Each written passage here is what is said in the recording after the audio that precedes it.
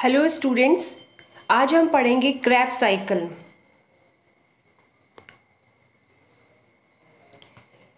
Pyruvic acid जो glycolysis के दौरान बनता है एक ग्लूकोज के मॉलिक्यूल से, जो दो पायरुविक एसिड का फॉर्मेशन होता है, वो उसका फेट डिपेंड करता है कि वो एरोबिक रेस्पिरेशन हो रहा है या फिर एन एरोबिक रेस्पिरेशन हो रहा है।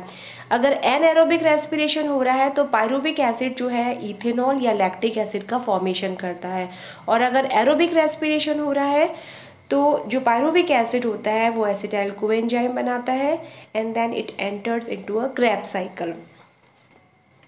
क्रेब्स साइकिल, जैसा कि आप देख रहे हो कि जो क्रेब्स साइकिल है, इस रिएक्शन के अंदर Krebs cycle is also known as citric acid cycle और acetyl coenzyme carboxylic acid cycle और tricarboxylic acid cycle. So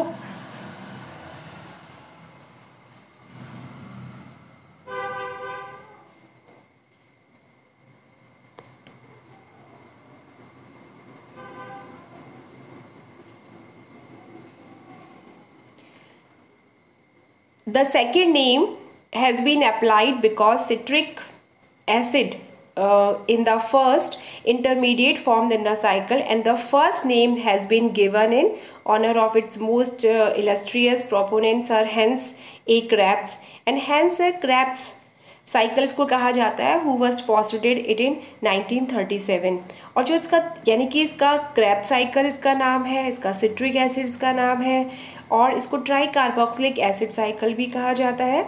However, a third name tricarboxylic acid cycle was given to it. Some postulated the cycle because it was then not certain whether citric acid or other tricarboxylic acid was first product of the cycle. ये मालूम ही नहीं था कि citric acid बन रहा है या कोई दूसरा जो है वो tricarboxylic acid, क्योंकि COO है जिसके अंदर की 3 हो वो उसका फॉर्मेशन हो रहा है, इसलिए इसको ट्राइकार्बोक्सिलिक एसिड साइकिल भी कहा जाता है। जो क्रेब्स साइकिल होती है उसके अंदर और ग्लाइकोलाइसिस में ये डिफरेंस होता है कि जो ग्लाइकोलाइसिस की रिएक्शन होती है, it the glycolysis takes place by a linear sequence of 10 enzyme catalyzed reaction, and in contrast citric acid cycle proceed in a cyclic way by 8 enzyme catalyzed reaction। जो glycolysis की reaction है वो linear sequence चलती है, यानी इसके एक के बाद एक इसकी सीक्वेंस चलती है, और 10 एंजाइम कैटालाइज्ड मतलब 10 उसके अंदर एंजाइम्स होते हैं और 10 स्टेप्स रिएक्शन होती है, और उसके उस रिएक्शन के बाद जो है वो सिर्फ पायरुविक एसिड का फॉर्मेशन होता है। जबकि जो सिट्रिक एसिड होती है वो एक साइकिल की फॉर्म में चलती है, ऑक्सिलो एसिटिक एसिड यहाँ बनता है उस साइकिल के अंदर, देन वो एसिटाइल कोएंजाइम के साथ मिलकर के वापस सिट्रिक एसिड साइकिल बनाता है, जो कि हम आगे पढ़ेंगे। और इसके अंदर 8 एंजाइम कैटालाइज्ड रिएक्शन है क्रेब्स साइकिल। जो ग्लाइकोलाइसिस की रिएक्शन होती है वो साइटोसोल में होती है, और वो एरोबिक रेस्पिरेशन हो या एनएरोबिक रेस्पिरेशन हो, इनके अंदर जो है ये साइटोप्लाज्म के अंदर ही जो है ये रिएक्शन होगी। जबकि जो सिट्रिक एसिड साइकिल होती है वो माइटोकॉन्ड्रिया के अंदर, यानी कि जो माइटोकॉन्ड्रिया है उसके अंदर जो है ये रिएक्शन होती है।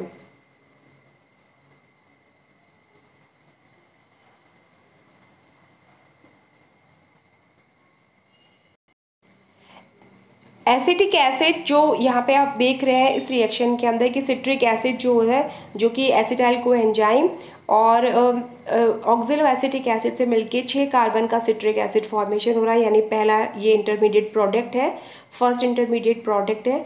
देन सिस एकोनिटेज एंजाइम बनता है, एकोनिटेज एंजाइम की प्रेजेंस में आइसोसिट्रिक एसिड का फॉर्मेशन होता है, एंड देन बनता है ऑक्सिलो सक्सिनिक एसिड, और यहाँ पे काम आता है आइसोसिट्रिक डिहाइड्रोजिनेज एंजाइम।